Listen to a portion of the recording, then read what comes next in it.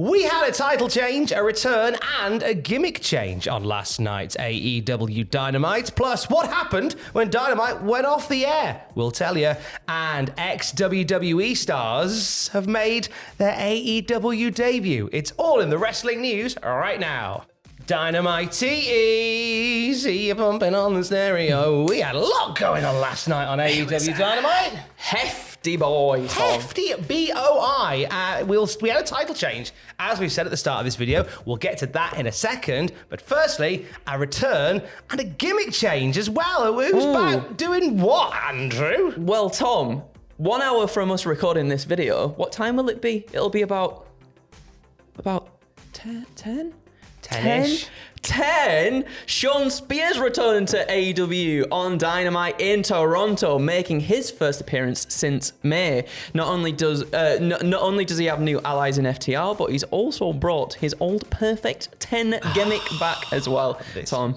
So Spears came out last night. We had a match between Wardlow and The Factory, Nick Camarado, and QT Marshall. And then after that match, which Wardlow won, out came the Embassy. But then, after they came out, Sean Spears came out as well. FTR being like, we've got someone here, 10 and all that. There's something at 10 o'clock, this thing happens and all that. And then out comes Sean Spears to sort of tease a 6-man tag team match for Rampage on Friday between the Embassy and FTR and Spears. Now, they're new allies, in old allies, kind of, because it occurred to me as I was thinking of it now, having written new allies, they were in the pinnacle together. They were in the pinnacle together. They were indeed, yeah. Silly boy me writing that bit. But with FTR and Sean Spears, that's a nice combo. Yeah, that's a really nice combo. And I think a mix-up for Sean Spears was on the cards as well.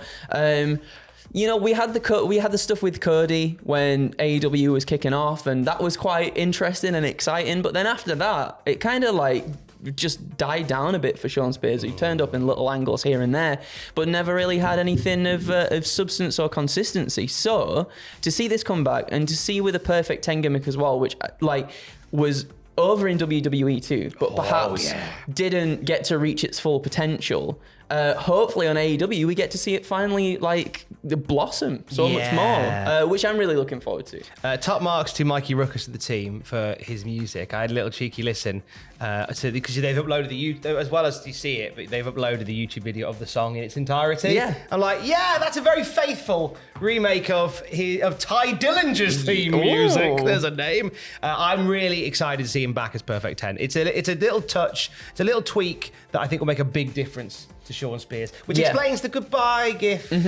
Yeah, well, yeah, because goodbye to being a chairman. He tweeted out, didn't he? He said goodbye, but then he deleted it. So, because we were all like, "Oh no, is he leaving?" But now it's nice. This is hopefully like a fresh, clean slate from an AEW. And a fresh new champion was crowned last night on AEW as well. Orange Cassidy is the all-new AEW All-Atlantic champion. E and Pac had one of their belters last night. Every time they get together, it's magic, you know. It's just great.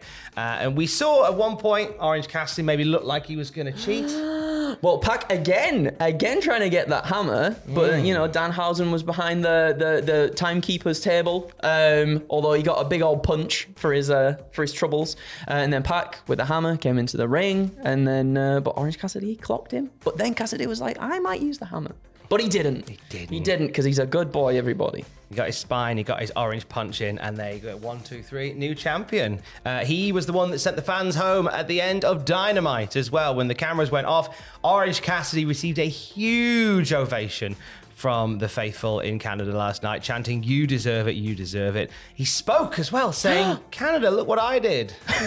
So good. But he said that if you know me, you know I don't like carrying things. This brought out Chris Statlander in a big old boot, who brought out his backpack. Amazing. And he put the belt in the backpack. And wrestling purists everywhere already are like having that little vein in the back of their head pulsating because Pockets has won a belt. He's now put the belt in a rucksack. Wrestling's dead!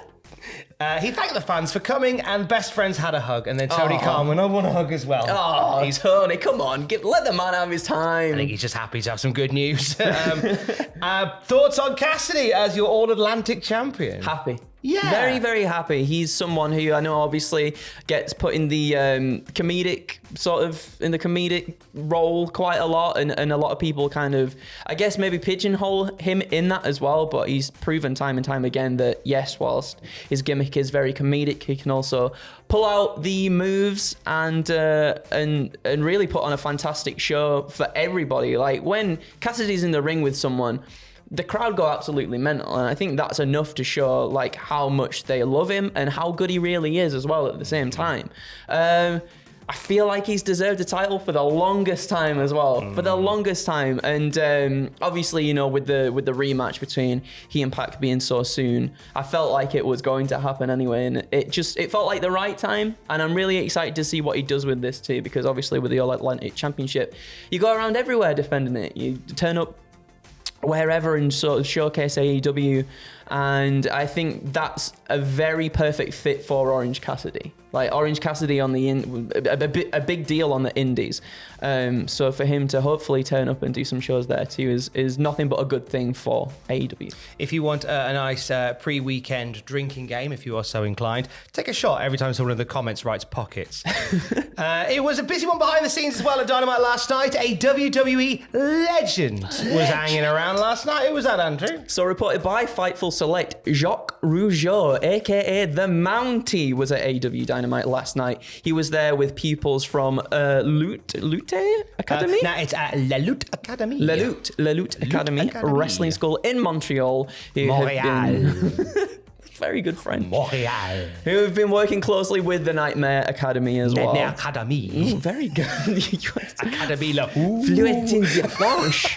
Merci beaucoup. Look out for Rougeau's students Flambe in action on Dark Elevation.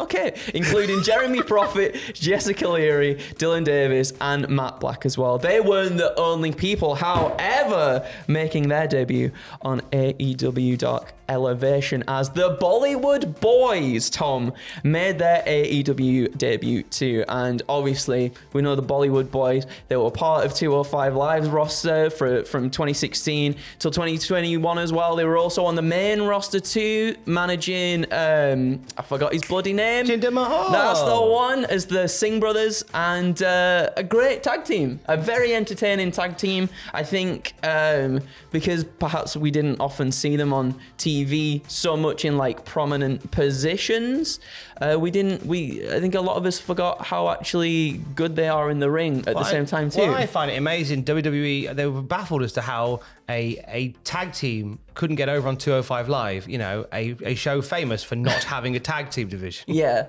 It was a tough break for them, but I know they've been knocking around a bit in Defy and NEW as well, and they've kind of primarily been based, I think, out of Defy Wrestling, but this is good. It's very good. It's very good. I'm excited to see them on TV again, because they were really entertaining, like always really entertaining, really fun. Yeah, they really were. And again, sort of like, you know, like Orange Cassidy, a fun gimmick, but then also really good in the ring at the same time. There you go. There you go. We'll have more wrestling news throughout the day at cultaholic.com. By the way, you check out the Bollywood Boys on Dark Elevation. Yes. Forgot to mention that, but Dark Elevation. No, I said that. Did you? Yeah. I apologise. Bloody hell, fire time. I am clearly without my Weetabix today. It's all right. It's all right. But don't worry, we both had our Weetabix when we did 9 pitches for the return of Bray Wyatt yesterday. You, myself, and Jack, we pitched some wild ideas. Certainly did. For Bray Wyatt. You busted out probably the best Bray Wyatt impression. I wouldn't know I've what at least you heard. mean by that.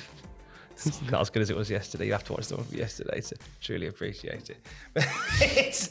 And you busted out some lovely pitches. Well, You are quite literally the son of the pitch. Thank you. That's really sweet. That's really kind. It's kind of appreciate. That's on the YouTube channel and on the podcast feed right now. And we'll have more wrestling news throughout the day at cultaholic.com. Keys. Love you. Bye.